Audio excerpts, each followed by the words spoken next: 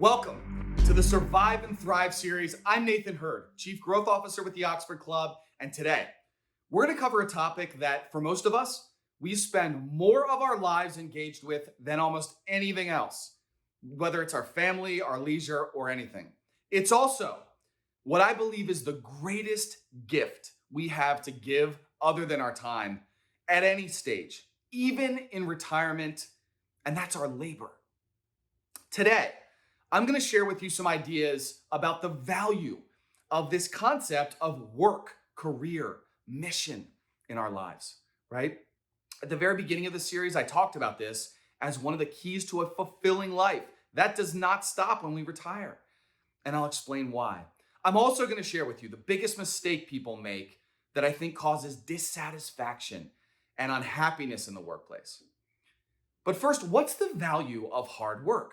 We've all grown up with this concept. We've learned it through our lives. Hard work equals success. And, you want a great life, develop a strong work ethic. And it's true. If you've ever done it, you felt it. But why is that? Well, first, hard work creates dignity. It creates a sense of personal pride, of accomplishment. It also forces us to keep learning and thus growing. And it allows us to contribute and perhaps more importantly, to feel a sense of contribution. And if you're part of a company or an organization of any kind, it allows you to experience teamwork, strong relationships, and a common mission. Steve Jobs famously said, "The only way to do great work is to love what you do." I think this is a very nice quote, but I think it's often misinterpreted. And I'm going to challenge today what I believe the common interpretation is, because I think it's a trap. First, let me give you a few numbers. In this country, 15% of employees are reported to be fully engaged in their work. And an incredible 82% say that they've thought or are thinking of leaving. So why is this? Where have we gone wrong? In business, you have to ensure that your employees feel appreciated and rewarded. I mean, sincerely.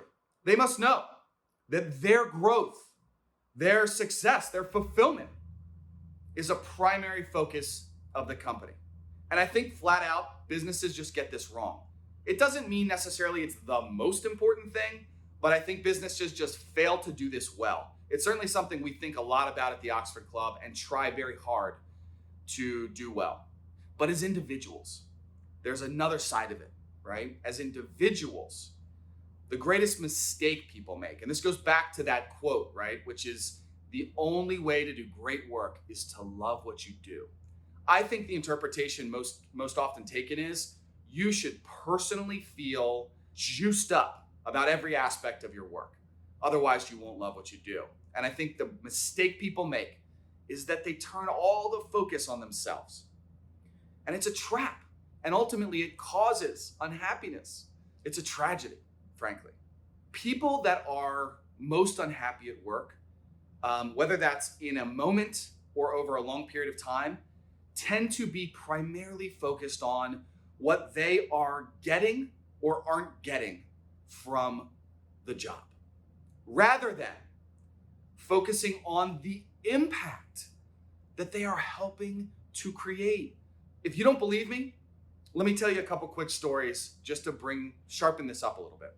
Back in the 60s, it was in 1962, NASA was trying to put a man on the moon. And famously, Kennedy went to visit and tour the NASA building. And there was a janitor sweeping the floors, and he stopped in the middle of the tour and walked over to the janitor and asked him, "What are you doing?" And the janitor looked up at him and he said, "I'm helping to put a man on the moon." See, this janitor had tied the meaning of his work all the way to the primary objective that the entire organization had. And because of that, he took incredible pride in his work and got President Kennedy's attention at the time. I'll tell you another quick story. In UCLA Medical Hospital, there was a woman who would go into the hospital rooms to clean things up, to empty bedpans, to keep the room nice and clean. She was one of many workers that did this particular job function. But they started to notice, the administrators noticed that pictures on the walls were changing. And there would be flowers and scented candles and other little comforts in some of these rooms. And at first they thought perhaps it was the family members. And eventually they realized it was this woman, this employee, that was doing these things. And they asked her, why are you, doing all these different things that aren't really, we're not asking you to do any of this. It's not in your job description. And she said, you know what?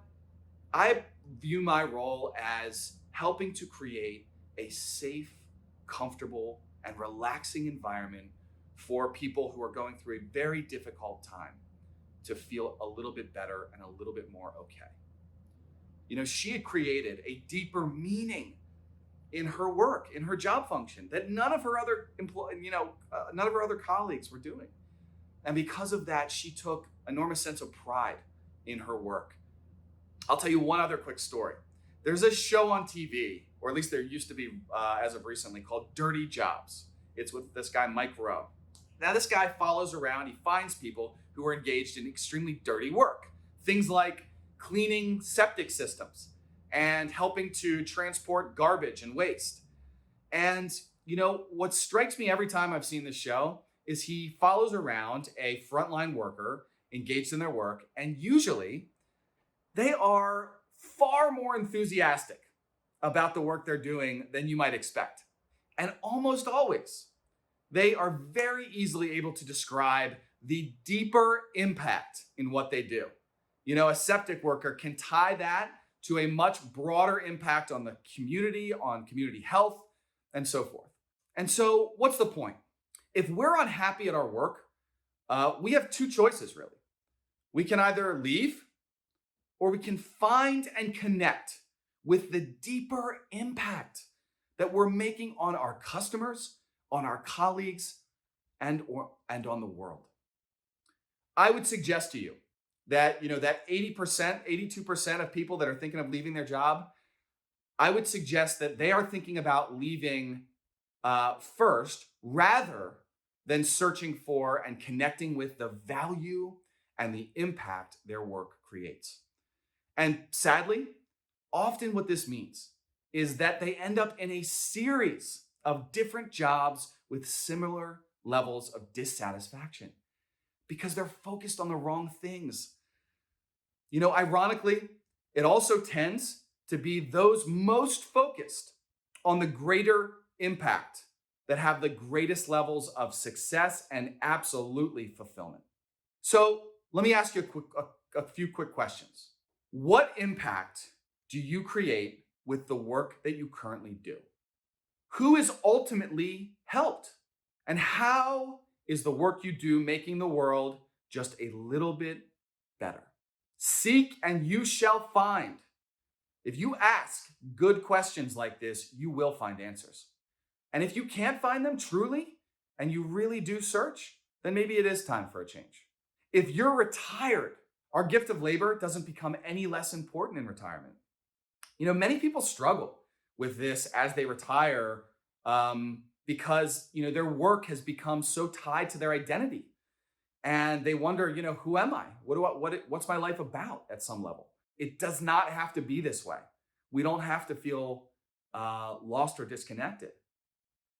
Let me ask, if you're retired, let me ask you a couple questions. What gifts served you most during your career? How are you using those gifts to help other people today? And what other hobbies or interests do you have that you could use to create an impact for family, for loved ones, for the world?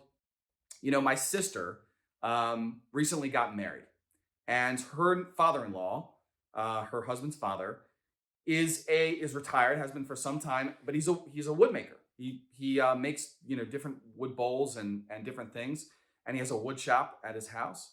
For the wedding, their wedding gift to I think it was well over 100 people. He made bowls for each couple in attendance for the entire wedding. He spent months leading up to the wedding creating and hand making these beautiful wooden bowls that were given out as a wedding gift.